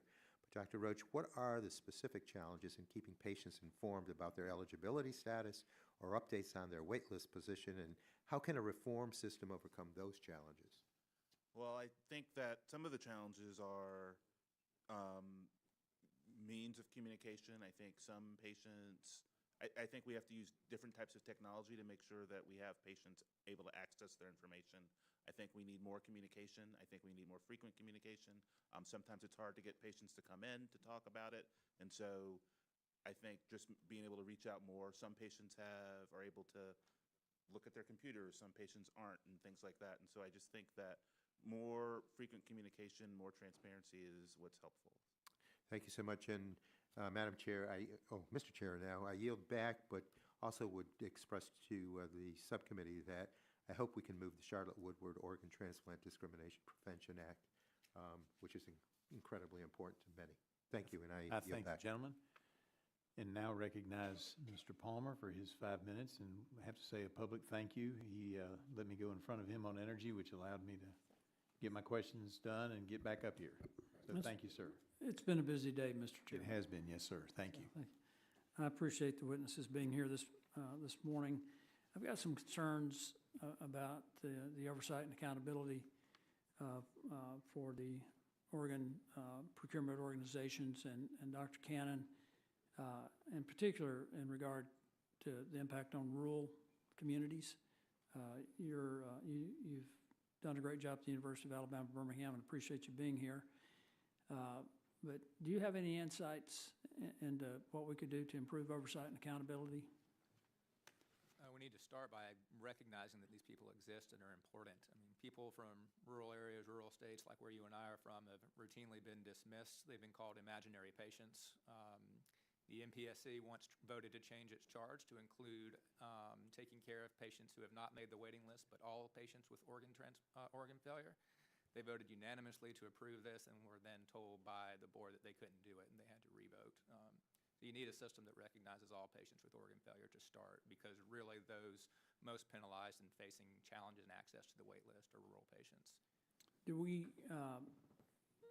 What is the situation in regard to the availability of organs? Do we have enough organs available to meet the needs of the population, whether it's urban or rural? We don't have enough organs available right now. Through the use of new technology and also improvements in opioid performance, I think we could. We need to support new technologies like normothermic perfusion. That's greatly increased access for our patients. And we need to stop having allocation policies written by special interests that favor larger urban centers. When you say that the policies are written by special interest groups, is there a role for Congress in addressing that? There is. The role, I think, would be to make sure the board is independent and not driven by special interests, as I believe we've all set up here so far. Yes, sir. Yeah, well, I grew up in Hackleburg, Alabama. I don't know if you've ever had a patient from Hackleburg, and I am a potential organ donor at some point at the end of my life. And I would like to think that there was no politics, there was no special interest, that if someone from where I grew up needed an organ, they would be able to get it, that their probability of survival would be as good as anybody else. And I do appreciate what you're doing through the University of Alabama. Dr. Carp, federal authorities are actively investigating OPO organizations in at least 5 states, and one piece of the investigation appears to be whether any of the nonprofit OPOs have violated the Federal False Claims Act by knowingly billing Medicare for unallowable cost. And this is a big issue with me because we're sending out about $100 billion a year in improper payments on Medicare alone and another $50 billion on Medicaid. How does this fraud affect patients, and what does the OPTN do to prevent fraudulent claims? I can't comment on this particular case, but of course I can't comment on this particular case, but of course taking money out of the system is a disaster. These transplants are expensive. They save an enormous amount of money, I would mention, compared to dialysis, a kidney transplant, for example. But taking money out of the system is terrible. I think this is something, Mr. Chairman, that we need to look into and follow up on this. Mr. Siegel, given your advocacy for transparency and equal access and an organ procurement system, how can the Modernization Initiative specifically address disparities that rural patients face in accessing organ transplants, and what role should accountability and transparency play in ensuring that treatment for all patients, regardless of where they live? And do you have any recommendations for Congress? I mean, that's why we're here discussing this with you guys. Yes, thank you for the question. I'll pick up on something that Dr. Karp said in his opening testimony. There are enough organs available, theoretically, certainly not currently actualized by the current system, but theoretically, to eliminate the waiting list for every organ category other than kidney, but it would significantly decrease the need for kidney transplants. The best way to address inequities is to increase the pie. There are enough organs for all of the patients other than for kidneys, and we need to stop getting in fights over who has access to them, but make sure there are enough organs available for all of them. And the biggest choke point has been the complete failure of CMS to regulate and oversee OPOs to ensure that they are capturing anywhere close to the potential of the organs that are available. Mr. Chairman, it's really disappointing to me considering the loss of access to health care in rural areas, and then you compound that with I think, the prejudice that exists in organ transplant opportunities. So I think it's something that we need to continue to look into, and again, I thank the witnesses for being here, and I yield back. Thank the gentleman for his comments and his questions, and now recognize Dr. Ruiz for his 5 minutes of questioning. Thank you, Mr. Chairman. Access to healthcare in our country continues to be plagued by economic, racial, and geographic disparities. Unfortunately, this is also the case with the Organ Procurement and Transplantation Network, or the OPTN. Marginalized patient populations faced increased barriers to access to the national organ transplantation system. For example, according to data from the Health Resources and Services Administration, in 2020, about 30% of Hispanic patients on the waiting list received organ transplants compared to 48.8% of white patients on the list. Additionally, white patients were much more likely than black patients to receive an organ transplant from a living donor. Dr. Roach, the Kidney Foundation has actively promoted equity in kidney care. What are some of the specific obstacles that patients of color face in the transplant process that lead to these disparities? So there's a number of, so you mentioned the decreased transplantation, but I would say that even getting to the wait list and getting referred to a transplant center, there's significant data showing that Black and Hispanic patients aren't referred as to transplant centers at a high level. So just getting on the wait list is the first obstacle. And then once they're on the wait list, you're right, they get transplanted at a lower rate. There's been efforts to try and change that, but we don't think there's been enough. We don't, and we think that more has to be done to encourage that. I think one of the ways to do that is to increase organ donation from Black and Hispanic donors. I think that a lot of times the OPOs have been overlooking those potential donation possibilities, not approaching patients, not maximizing the amount of organs that we get. And then I also think that this isn't specifically about this, but I think that one of the things that we espouse is living donation, and that we encourage, and Black and Hispanic patients donate at a lower rate for living donation too. Living donors, kidneys typically last longer because a lot of times they're related to the patient, they're also living. But there's lots of barriers for patients, for donors to be able to give that gift of life to someone they know or to someone they don't know in an altruistic thing. Lost wages, transportation, and we need to support that too. How about in rural communities, regardless of race? What are the barriers there? So rural communities are, you have to transport yourself to a transplant center. It's difficult. Is OPTN well represented in rural communities? Are they even seeking to recruit potential organ donations in rural areas? I think that it has not been an area of focus in the past. I think it could be improved. So yes, I definitely think. And in your opinion, is more data needed to measure the impact of these disparities on patient care? Yeah, we're always in favor of more data, more transparency. I do think that as we implement these changes, we need to make sure that we're evaluating them for the effect on marginalized populations, whether they're Black, Hispanic, rural patients. Pediatric patients are another area that we need to make sure because they have specific needs. So more data, and we need to be monitoring this closely as these changes are made. Okay. How about internet connectivity and other factors for rural areas? So we believe that internet connectivity is a very important aspect to receiving care. It improves the ability to get telehealth. It improves the ability to communicate about your status on the wait list. So I think it's essential that we are ensuring that these people are getting access to broadband. We think telehealth is the way to improve care and to reach more populations and have them have access to all types of care, including transplant. As part of its modernization initiative, HRSA has announced that it has begun requiring data reporting on demographic-specific outcomes in an effort to boost accountability and enable more equitable practice that better serve all patients. Dr. Karp, what specific steps should HRSA take to make sure that a reformed OPTN is properly equipped to address health disparities and inequities?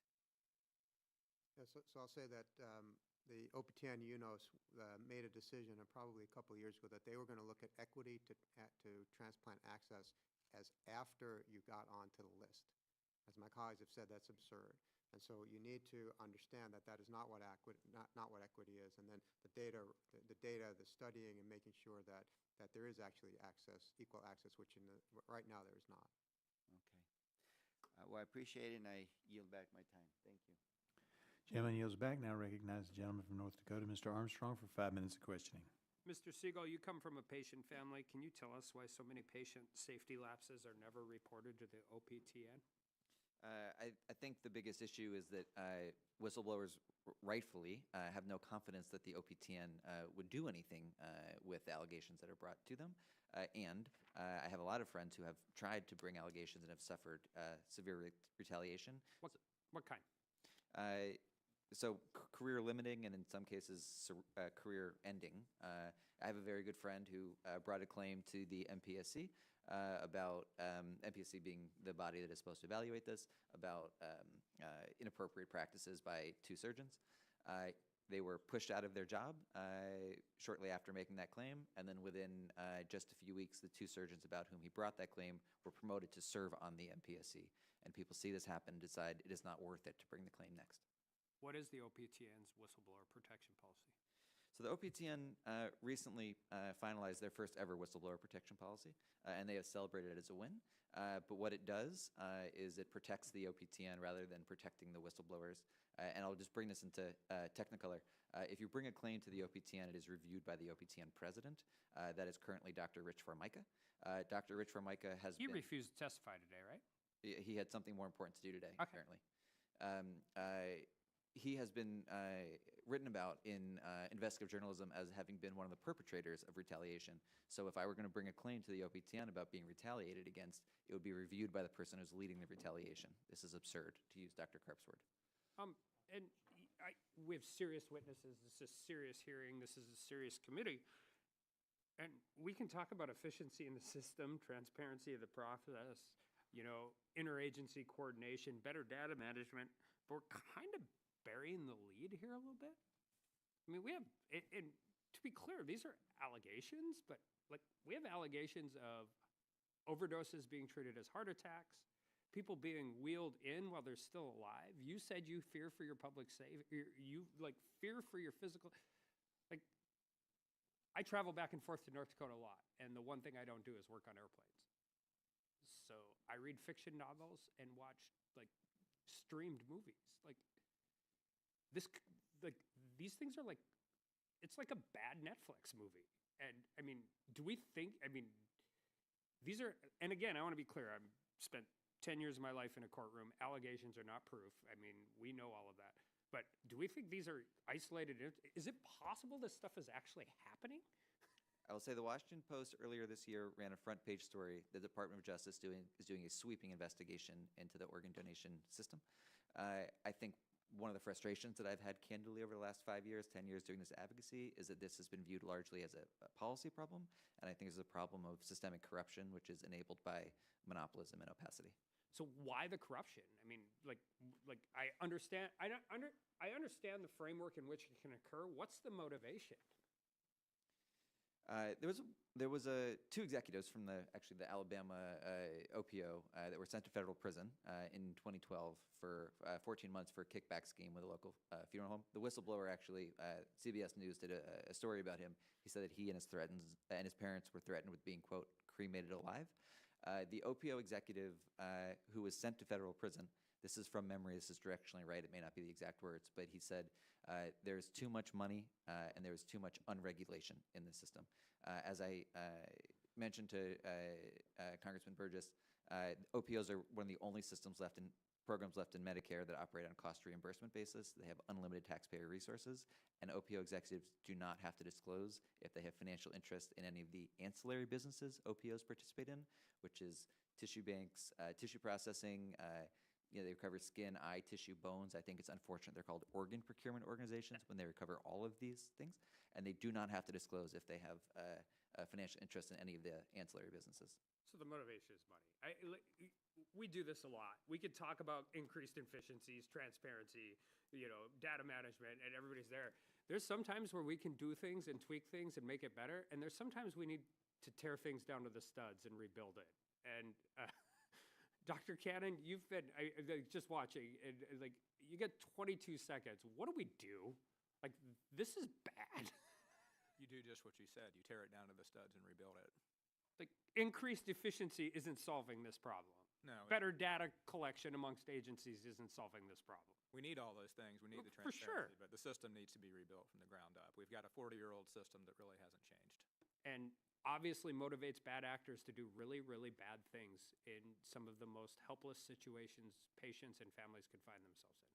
I yield back. Gentleman yields back and now recognize Ms. Kamick for her 5 minutes of questioning.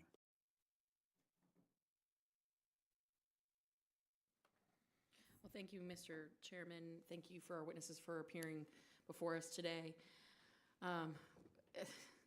So much that we could dig into, and I want to thank my colleague from North Dakota for basically teeing this up.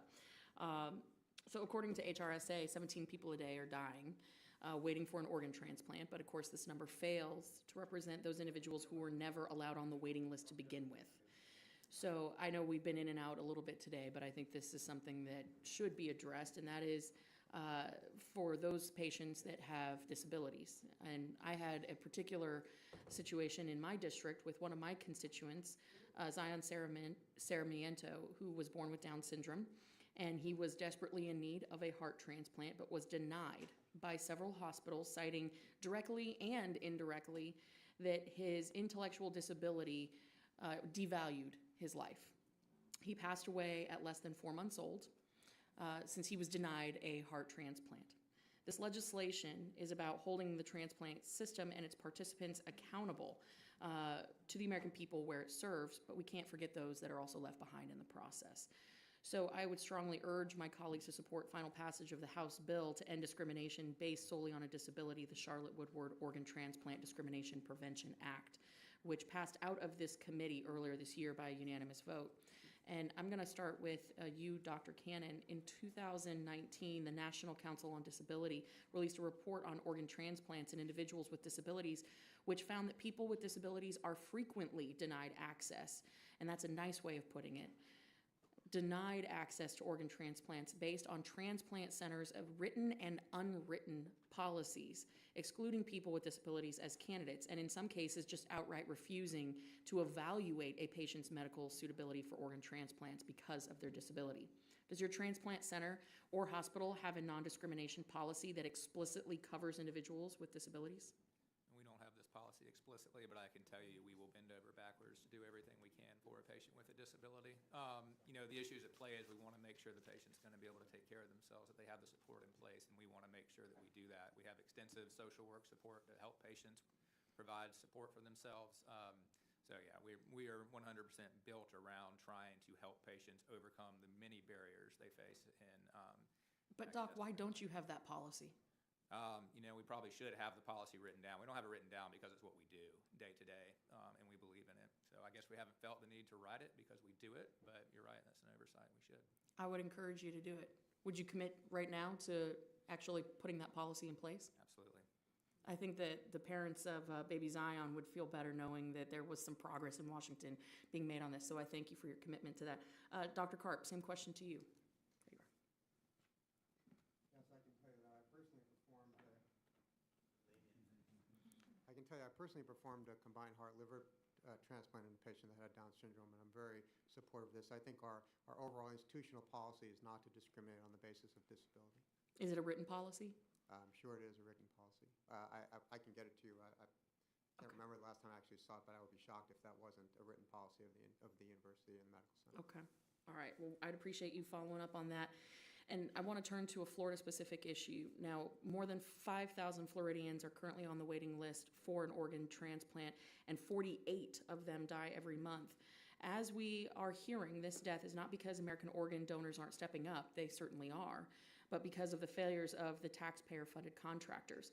Last month, there were particularly alarming reports in Vox highlighting the over 3 years, 7,000 American, that over the last 3 years, 7,000 Americans' pancreases the organ that produces insulin, have been cut out from generous American organ donors, and the federal government does not know where they went.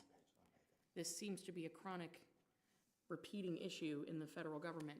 Now, this week, I received a letter from a Florida woman who has been waiting 4 years for a pancreas transplant. You can imagine her horror when she reads reports like that the government has lost 7,000 pancreases. So we know that they're getting stuck in a freezer, but then we can't find them. This is absurd. Dr. Karp, Mr. Siegel, actually, you testified that many whistleblowers have come to you. Have you heard about this practice? Yes, ma'am. And actually, I've shared with this committee a picture that I received from a whistleblower at an OPO, which was boxes of pancreases just sitting in freezers. And I can tell you, whistleblowers at that OPO, CMS tells OPOs that they need to recover pancreases for research. They haven't defined research. The joke at that OPO is that they're conducting research on the efficacy of garbage disposal A versus garbage disposal B. Wow, that's disgusting. I agree. Dr. Karp, I have follow-up questions, but I will submit them in writing and would appreciate a response. Thank you, Mr. Chairman. My time has expired. I yield. Thank you, gentlelady, for yielding back. Now recognize the chairman of the Health Subcommittee, Mr. Guthrie, for his 5 minutes of questioning. Thank you very much. I appreciate the recognition. Thank you for you all being here. This is very serious, the situation. I can give you a couple of examples. I personally experienced my mom had end-stage liver failure at Vanderbilt and had great care, just had end-stage liver failure. But she was called for a transplant. And it's interesting when you don't know what that situation is. The surgeon actually saw us in Nashville. I live in Bowling Green, so I'm an hour away, and was going to get on an airplane and fly to Chattanooga and harvest the liver and bring it back. I hate to use the word harvest, that's what people use. And he got there and said the liver wasn't as good as he thought it was. So my mom was actually wheeled into surgery and came back. You know, she never got taken care of. And unfortunately didn't get called again for a liver. So, but that experience, and the other one I have a good friend of mine in Huntsville, Alabama, he's from Birmingham, who was in a car wreck, 50 years old. You wouldn't know he didn't have a scratch on his body. And, but his family decided that they were going to give his organs, which they should have done. I'm glad that they did. And he was probably kept alive for a couple of days until all the planes were flying into Huntsville to take care of, to help people survive. And so it's important what happens. But so Dr. Cannon and Dr. Karp, I know there's been some references here, and people call us, you know, after we know this hearing's going to happen. And just the two of you, since you're transplant surgeons, who determines when somebody's clinically dead, where they can donate organs, and how's that? How do you? I mean, you hear somebody's wanting to hear stories that people were clinically dead and they weren't. But how do you? Who verifies that, and how do you verify that, and what's the criteria for that, Dr. Cannon and Dr. Karp? Typically, each state will have a Determination of Death Act. They tend to be sort of based on a uniform determination of death. Most donors are declared brain dead. So there are specific criteria, came out of the Harvard Commission back in the 80s. This will generally involve a clinical exam by 2 independent physicians. Generally, if I'm going to be involved in a donor, and most other surgeons I know as well, we'd like to see what's called a confirmatory test, so not dependent upon a doctor, or something what's called an apnea test, or perhaps a study showing no blood flow to the brain. That policy is not uniform across states, whether a confirmatory test is required, but that's who initially makes the determination of death. Dr. Karp? Yeah, and then, so that irreversible cessation, so lack of blood flow to the brain is one criteria. The other one is irreversible cessation of cardiac and respiratory function. And so that first one, the first brain death criteria, is usually made by tests and studies. The second determination can be sometimes made actually in the operating room when the patient has decided to do a donation. They go to the operating room with support is withdrawn, and then a physician at the bedside makes a determination that cardiorespiratory failure has occurred, and then the patient is declared dead, and then the organ procurement occurs. Okay, so Dr. Cannon, you said 2 independent? That's Alabama's law, 2 independent physicians? Independent of what? Like, it's not the transplant surgeon that makes the decision? No, sir. They're completely uninvolved, so they don't work for the OPO. They don't work for the transplant center. In fact, by law, they really should have nothing to do with the organ procurement. So it tends to be probably the doctor taking care of the patient and then brought in another as a consultant when declaring brain death. It's usually a single physician for the donation after cardiac death that Dr. Karp referred to. So what does the organ procurement organization have to do with the declaration of death? Really nothing. They should not. They take over the patient's management once they are declared brain dead, or they take over the patient once they are rapidly declared dead by cardiac means. But really, the OPO is not the one determining death. Dr. Karp in Nashville? I don't think your microphone turned, yeah, there you go. So that is in fact true. In practice, what happens is that once the brain death occurs, the care of the patient then is overtaken by the OPO. And so if there were to be something where a patient would mouth something or move a foot or something like that, which does happen, it's the OPO representatives who are with the patient at that time that really need to let people know, hey, something's going on here. And then we have to go back to the drawing board, basically start all over again. Okay. So you're saying there could be instances where after all the declaration that somebody, for some reason, isn't technically dead or? Yeah, so I want to make it clear that that's very, very rare. But there are times when we feel that a patient is dead and something happens that makes us wonder about that. And if I'm doing the donor or if one of my colleagues is doing the donor, everything stops immediately. If anybody says, wait, I'm uncomfortable with this, everything stops. And I have personally made sure that that happens. My colleagues do the same thing, and everybody in our group does exactly the same thing. Okay, well, thanks. So I didn't realize that. So appreciate your testimony. I have about 10 seconds left, so I'll yield back, and thank you for your testimony. Thank the gentleman. Now recognize Dr. Bouchon for his 5 minutes of questioning. Well, thank you. Thanks for allowing me to participate in this hearing. I was a cardiothoracic surgeon prior to coming to Congress. I didn't do transplants, but I did in my residency, of course. I'm a proud sponsor of H.R. 2544, along with my colleague Robin Kelly, the Securing the U.S. Organ Procurement and Transplantation Network Act, and I was thrilled when it was signed into law. Getting legislation through Congress isn't easy, but this is transformational. I really believe that. While it's an accomplishment, we're celebrating the job of Congress doesn't end when a bill becomes law. In fact, in many ways, it starts. We then have the responsibility to ensure the law is implemented as intended. I want to express my appreciation for the people at HRSA for the work they're doing on implementation of the law thus far. It's a difficult job. Modernizing a system that has been in place for 4 decades is tough. And I've had multiple conversations with HRSA Administrator Carol Johnson, and her staff has been available to answer questions about their process. It is unfortunate they wouldn't make themselves available to provide updates on their work for us here today for procedural reasons. And as this is a hearing for Congress to learn about how HRSA is working to implement the law, it would have been ideal to have them here. And even though I won't be here next Congress, I'm leaving Congress, it is my hope that the subcommittee will hold another oversight hearing and ensure that HRSA testifies. In the meantime, stakeholders have thoughts about how things are going, and they do play an important role. The OPTN was, after all, always intended to be a public-private partnership that promotes organ transplantation, as President Reagan highlighted when the National Organ Transplant Act, or NOTA, passed in 1984. So, Dr. Karp, some of this has been asked, but I'm going to dig deeper. There's been a lot of discussion among stakeholders about the need for the OPTN board to be, quote-unquote, independent.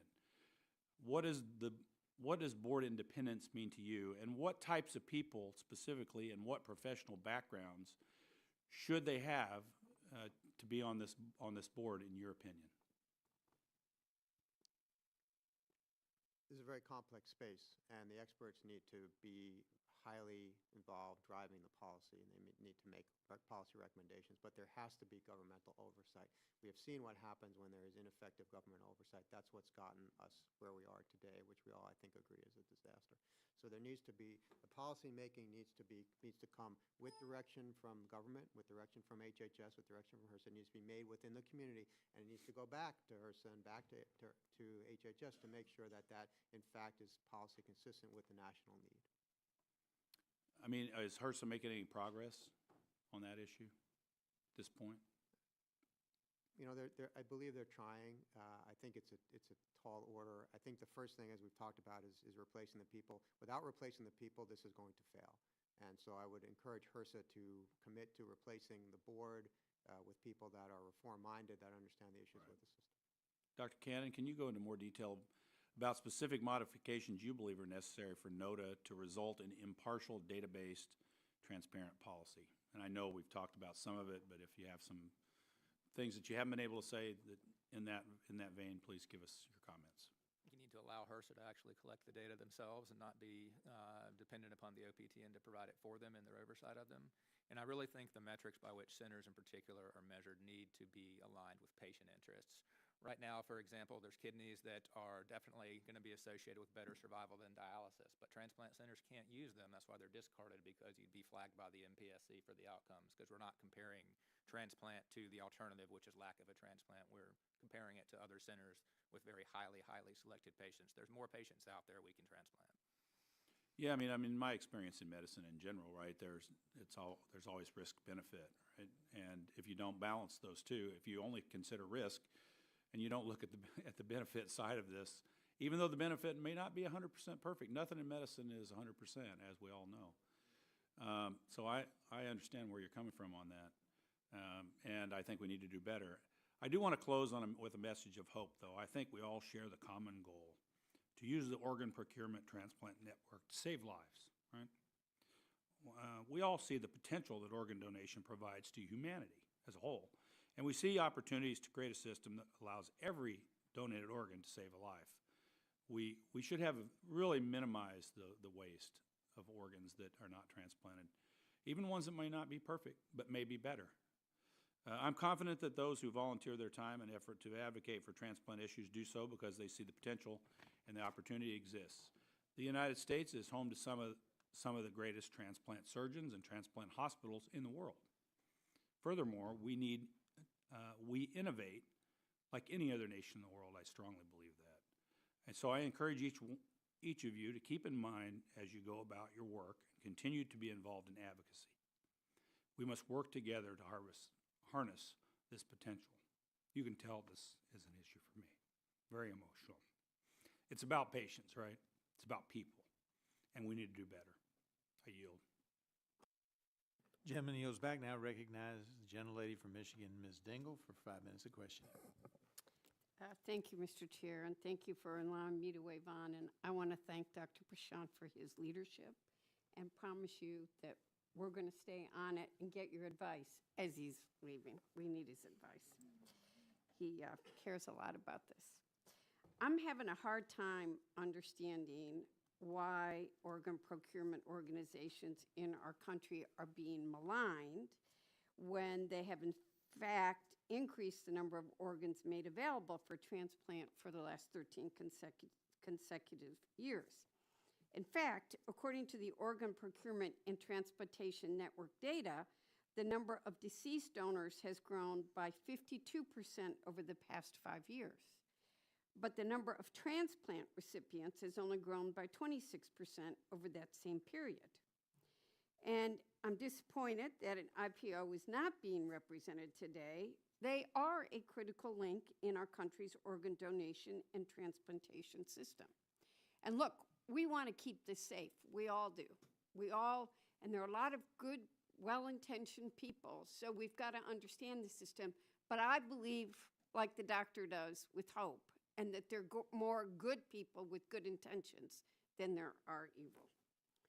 Gift of Life Michigan is the OPO that serves my district in Michigan. And I met with them last month, as did all of my state legislators. And the state legislators and I meet with them regularly, as does my staff, asking questions, giving oversight, probably, in some ways trying to understand issues. Gift of Life recovered 1,372 organs in 2023 that were transplanted, which is an increase from the 1,050 organs that they transplanted in 2022. At a national level, Congress and the administration continue to take significant action to reform the OPTN and modernize its operations to best serve the needs of patients. From the passing of that Dr. Prashant just talked about, of the bipartisan Securing the U.S. Organ Procurement and Transplantation Network Act, to Health Resources and Services Administration, HRSA, implementing reforms in conjunction with its Organ Procurement and Transplantation Network Modernization Initiative, these are mouthfuls, announced in March 2023, and they have been soliciting stakeholder feedback throughout the process. The 5 areas of focus for the initiative are technology, data transparency that you've all talked about, governance, operations, and quality improvement and innovation. In March 2024, Congress passed and President Biden signed into law a funding package that included an additional $23 million for the HRSA OPTN Modernization Initiative. And it's important that adequate resources for the program are there to ensure that HRSA can fully implement the reforms mandated by Congress, correcting the inefficiencies and mismanagement that you all have talked about for OPTN that have persisted for decades. We got to keep working together because we all have the same goal. Having said that, I'm going to transition to a specific transplant issue that I've been hearing about as I talk about this regularly, to supplemental oxygen as these patients have reached out. I've heard from physicians at academic institutions who work on transplant teams that access to supplemental oxygen has become a barrier to appropriate medical care for patients awaiting lung transplantation. Some patients who are awaiting a lung transplant were unable to make physician visits due to flow rate and portability problems with their oxygen, essentially preventing them from being candidates for a lung transplant. Dr. Karp or Dr. Cannon, but any of you who want to answer this, are you aware of challenges that access to supplemental oxygen is causing Medicare beneficiaries awaiting lung transplants? I mean, as a liver transplant surgeon, I unfortunately have no idea. I can't answer your question. I'm sorry. Yeah, also not aware of that. So nobody, any of you? Okay, that's a problem too, because I've heard it at 3 different places. So we got to keep working on all of this. Thank you for all your time and work on these important issues. And Mr. Chairman, I'll yield back the balance of my time. Gentlelady yields back. If you don't object, I'm gonna throw this out there. I'll follow it up with a question for the record. But I mentioned in my opening that if we can track a pair of socks sent by Amazon, we ought to be able to track the organs. And while I was sitting here, I thought about the mussels in one of my rivers back home. We have a diversity of mussels, and some of them are as small as about half the size of my pinky, the spats, and they mark those with an electronic marker. I'm just curious, what would be the problems with doing that with organs so they don't end up in a freezer not being used? Because once you mark them and you put them into that computer system, then we'd have a national system of tracking where these organs are. I'll get the answer later. I just wanted to throw that out there because I figured trying to put that into a question form if you didn't know what I was asking would be hard. I appreciate it. Seeing there are no further members wishing to ask questions, I would like to thank our witnesses again for being here today. Appreciate your time. I ask unanimous consent to insert in the record the documents included on the staff hearing documents list. Without objection, that will be the order. Pursuant to committee rules, I remind members they have 10 business days to submit additional questions. That would be the questions for the record. And I ask that the witnesses submit their responses within 10 business days upon your receipt of those questions. Without objection, subcommittee is adjourned.